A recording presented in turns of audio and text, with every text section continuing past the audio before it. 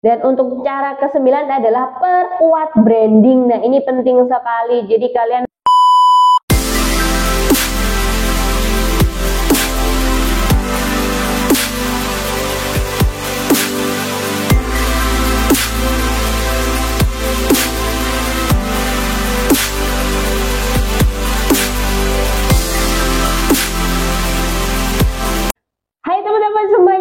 thank you ya sudah klik video ini. Terima kasih banget loh. Kemarin itu view-nya lumayan ya kan. Dan pada kesempatan kali ini nih aku mau membahas mengenai bagaimana caranya meningkatkan penjualan. Nah, langsung aja kita ke materinya ya kan. Nah, cara yang pertama adalah kalian harus memperluas yang namanya market atau memperluas mangsa pasar. Gimana gitu, apa sih memperluas market gitu? Memperluas market tuh gini, seandainya kalian cuma basisnya biasanya customer yang datang itu cuma dari Surabaya. Nah, gimana caranya kalian bisa mendatangkan customer dari luar Surabaya, misal Sidoarjo atau mungkin bahkan Jakarta atau luar pulau. Nah, kalian harus tahu nih caranya gimana ya untuk memperluas market pasar ini. Ya, mungkin kalian bisa buka di Google gitu, bahwa kalian ada di situ di Google Maps, kalian tuh daftarkan aja alamatnya, dan mungkin kalian bisa buka website dan sebagainya. Atau sekarang kalau lebih mudah adalah di marketplace, jadi kalian bisa memperluas pasar dari seperti itu. Dan untuk cara yang kedua adalah kalian harus fokus bagaimana caranya menjaga kualitas produk. Jadi benar-benar kalian harus perhatikan di produknya.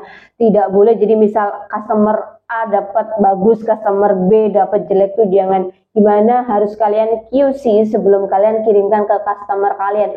Supaya apa? Ya supaya customer kalian puas gitu. Jadi benar-benar tuh harus perhatikan produk kalian seperti apa. Jangan sampai kalau ibaratnya gini, udah ramai terus kalian tidak menjaga kualitas produk, tuh jangan. Jadi bener-bener fokuslah sama kualitas produk nih gitu. Gimana caranya kalau misalnya ada cacat ya jangan dijual, seperti itu. Oke, dan cara yang ketiga nih, ini banget. Cara yang ketiga adalah bikin konten yang menarik. Nah, ini dia. Kalian kan udah tahu nih ya, sekarang tuh lagi banget hip-hipnya sosial media. Nah, gimana caranya kalian bikin konten-konten menarik ini supaya apa? Supaya orang bisa ngeklik konten kalian, and then kalian bisa lihat, oh ternyata nih orang jualan jilbab, oh nih orang ternyata jualan baju atau jualan makanan atau apapun itu. Jadi kalian bisa, wah kontennya menarik. Mungkin tidak terjadi penjualan di hari itu juga, tapi pandai gitu kan orang-orang, oh kemarin tuh aku lihat konten ini nih, misal aku lagi butuh jilbab, kayaknya kemarin tuh ada yang lewat di berandaku deh, ada yang jualan jilbab deh, atau mungkin mereka save dulu, jadi kan mereka akan lihat-lihat dulu di save nih, karena konten kalian yang menarik. Akhirnya terjadilah penjualan seperti itu. Dan cara yang keempat adalah buatlah promo-promo yang menarik gitu, lakukanlah promosi. Tapi ingat, kalau melakukan promosi ini adalah kalian harus beri tenggat waktu, misalnya cuma seminggu atau 3 hari, bahkan sampai 1 atau 2 jam, makanya terjadi yang namanya flash sale. Nah, promo-promo yang menarik itu seperti apa sih? Mungkin paket bundling. Paket bundling itu apa? Bundling itu misalnya beli produk A plus produk B, itu harganya jadi jauh lebih murah dibandingkan mereka beli-beli sendiri-sendiri.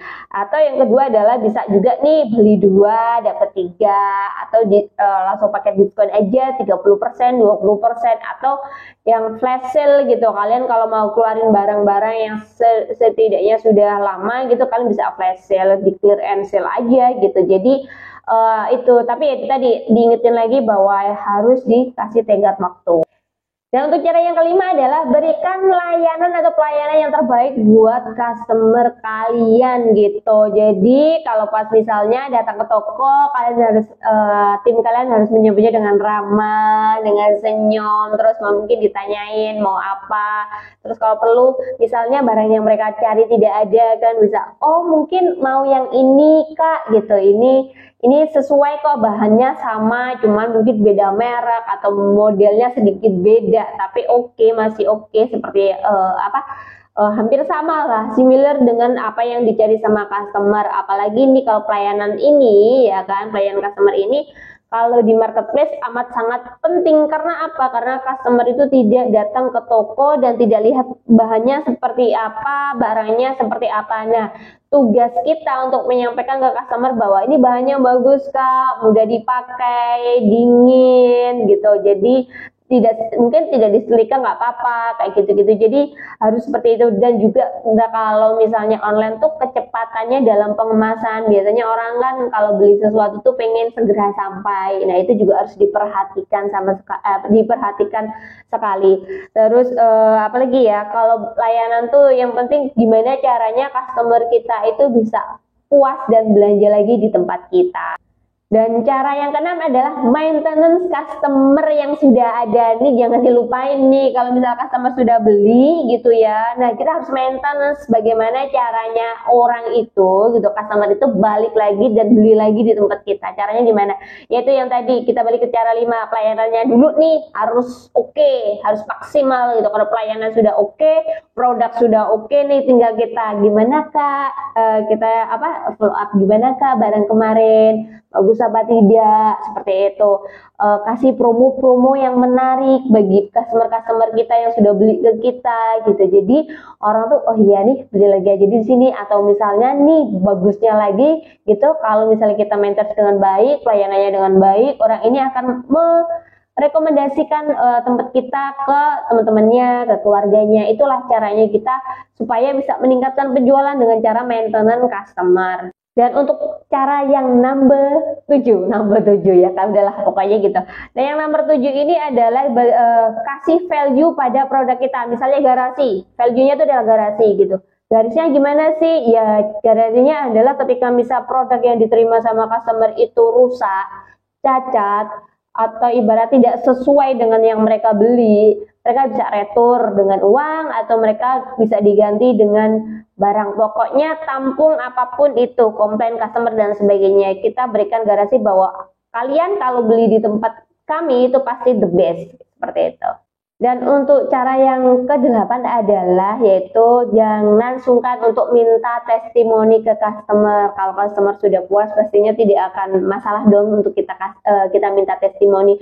Testimoni ini buat apa? Yaitu tadi buat promosi secara gratis ke customer, yang calon customer, supaya apa? Supaya orang kalau beli di kita tuh kayak ini ternyata orangnya tokonya terpercaya kok dengan testimoni yang ada gitu. Jadi jangan sungkan untuk minta testimoni. Cuman kalau misal kita sudah minta testimoni dan testimoni itu misalnya oke gitu, jangan pelit ya ke customer kita. Misal kita kasih voucher atau kita kasih apa gitu, bentuk gift gitu-gitu untuk ucapan kita terima kasih kepada customer yang sudah memberikan testimoni. Karena testimoni ini amat sangat penting buat orang-orang yang mau beli gitu, calon-calon customer kita. Karena pasti apalagi kalau online ini pasti ngelihatnya dari testimoni kan, biasanya dari ulasan itu. Nah ulasan itu tuh datangnya dari mana ya? Dari testimoni itu. Dan untuk cara ke-9 adalah perkuat branding. Nah ini penting sekali, jadi kalian harus perkuat branding. Kita tahu lah seperti Gucci, Balenciaga itu apa sih gitu, yang mereka jual tuh bukan barangnya tapi apa, mereknya atau brandingnya itu. Jadi gimana caranya kita memperkuat branding kita? Caranya gimana? Ya kita mungkin yaitu tadi branding, kualitas produknya dulu, terus nanti kita mungkin bisa bikin konten yang menarik, terus mungkin kita bisa bikin iklan dan sebagainya. Cuman itu kalau iklan tuh pilihan gitu. Kalian pokoknya yang penting adalah gimana caranya branding kalian itu, brand kalian ini bisa dikenal di masyarakat luas. Oke teman-teman semua, thank you ya udah lihat video ini sampai akhir. Semoga apa yang tadi aku sharing ke teman-teman bisa bermanfaat buat teman-teman. And then jangan lupa ya klik share, subscribe, and like-nya supaya channel ini berkembang dan aku bisa memberikan sedikit ilmu ke teman-teman semua yang mau mulai bisnis. Thank you and see ya.